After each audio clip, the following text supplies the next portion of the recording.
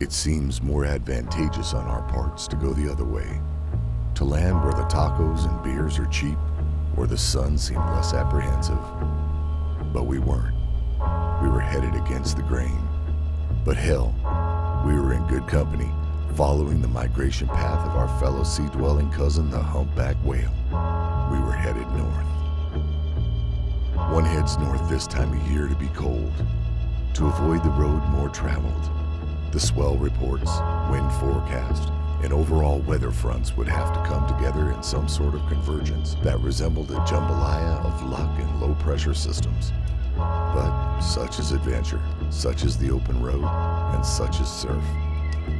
Joining us on the adventure, Anthony Walsh, JJ, Ivy Miller, Olivia Doan, Hunter Jones, and Jeremy Carter.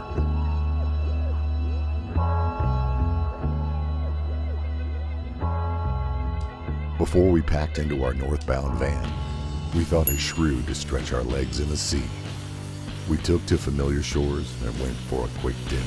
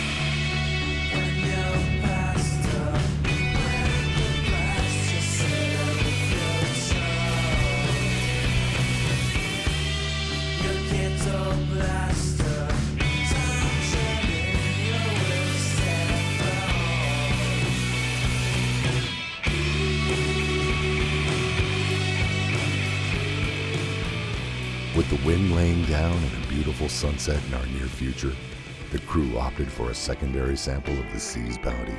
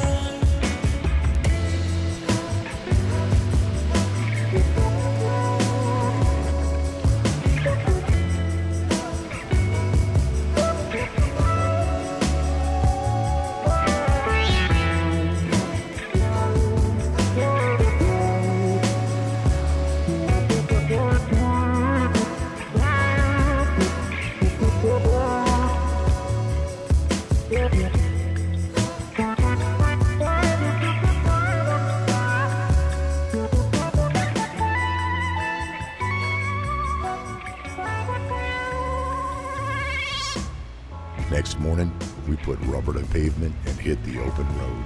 Before we got too far into the trip, we made a quick detour to a local craftsman.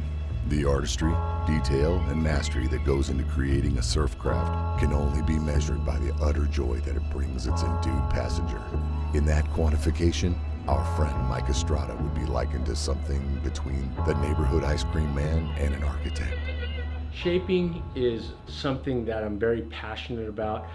You know, ever since I messed around with it in high school, even before I started shaping consistently, but I always had a fascination for what I was writing, what was underneath my feet, and And even when I wasn't shaping, I'd try and work closely with the shapers that made my boards. Ever since my stepdad taught us to surf, we were like 5 years old and grew up surfing right here in Newport. And then from there, it just blossomed into, you know, traveling around the world. But it's a big part of my life. It's what I do for a living. It's what I do for recreation.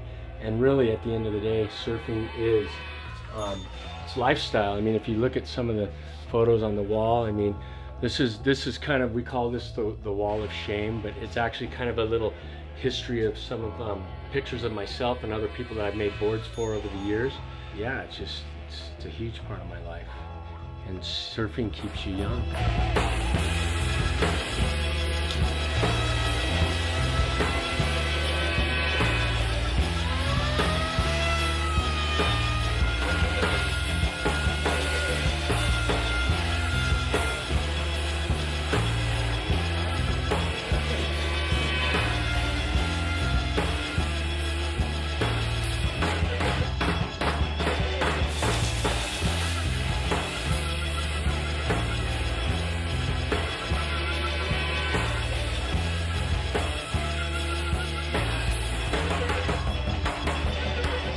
We packed our new surf riding vehicle and stopped for supplies. Locked and loaded, we were off.